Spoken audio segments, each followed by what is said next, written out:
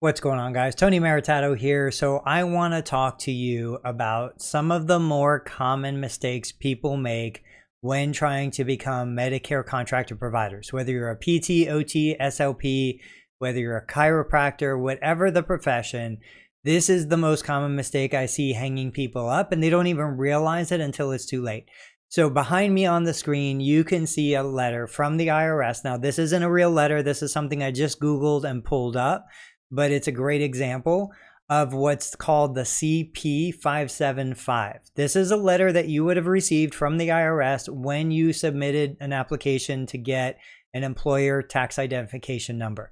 So whether you call it an EIN, employer tax identification number, or you call it a TIN, tax identification number, this is the letter that you would have received. And the important part about this letter is this section right here. Now, in this case, it's called Corcoran Consulting LLC.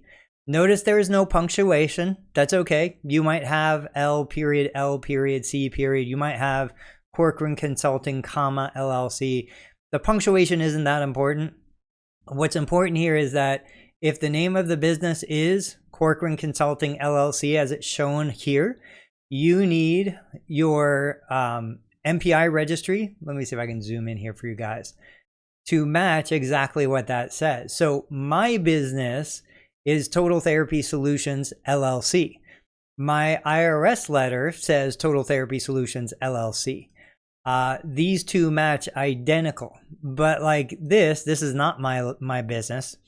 If I was to use this without the LLC on my Medicare enrollment application, it would get rejected, or I would get a request to change and correct the name. The name has to match. The other place that the name has to match is on your business check. Now, I know a lot of people aren't even getting business checks. There is an option to get a letter from the bank, and if you want to go that route, go ahead and message me and I'll get you the exact specifications for what you need on that letter. But just to give you an example, too often, let's go with this one. I see individuals who get business checks, but they're starter checks. You can't use a starter check for your Medicare application. It has to be a real business check. And so on the screen right above me here, you can see John Doe. That would be the name of the business. The name of the business has to match the IRS letter. So for me, it's Total Therapy Solutions LLC. Punctuation doesn't matter. If you can have the address for the business on there, awesome. It's not a requirement. But what is a requirement, and one of the things that they look at to make sure that it's not a starter check, is over here at the top right, you can see 3256. That indicates, that's the check number. And if you look down here at the bottom, you can see the bank account routing number, the bank account number, and then the check number. So that check number, it's partially blocked by my video. That has to match in both those locations, top right-hand corner and then bottom.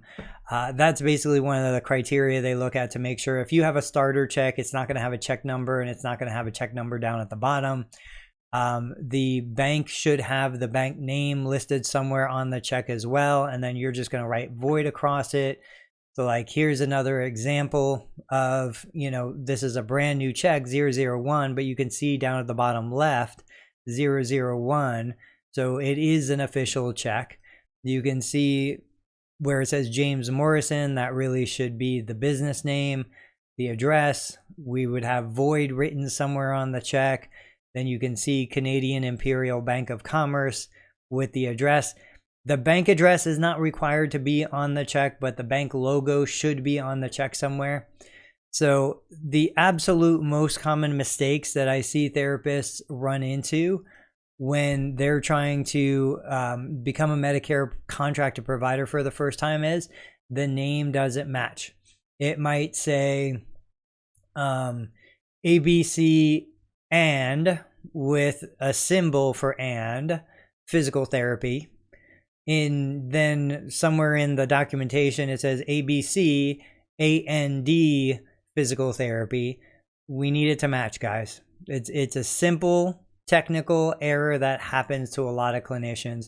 So remember, you're going to upload a copy of the CP 575 with your application. You're going to upload a copy of a voided check or a letter from the bank, and the letter from the bank has very specific criteria. And you're going to upload your CMS 460. And just so you guys can see, if we do a quick CMS 460, it's a participating provider agreement, and the way you're going to fill this out, give it a second.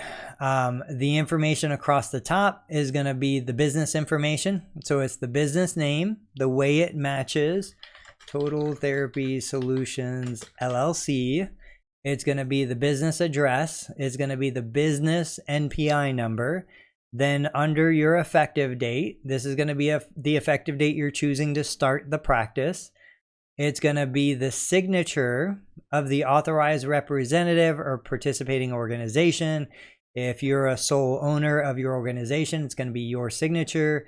The date you sign, it's going to be the business phone number, and it's going to be your title. Now, your title could be, if you look here, it says sole member.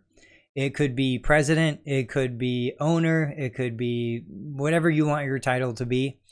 But that's it. You're not going to fill out anything on this bottom line. This bottom line is for your MAC to complete.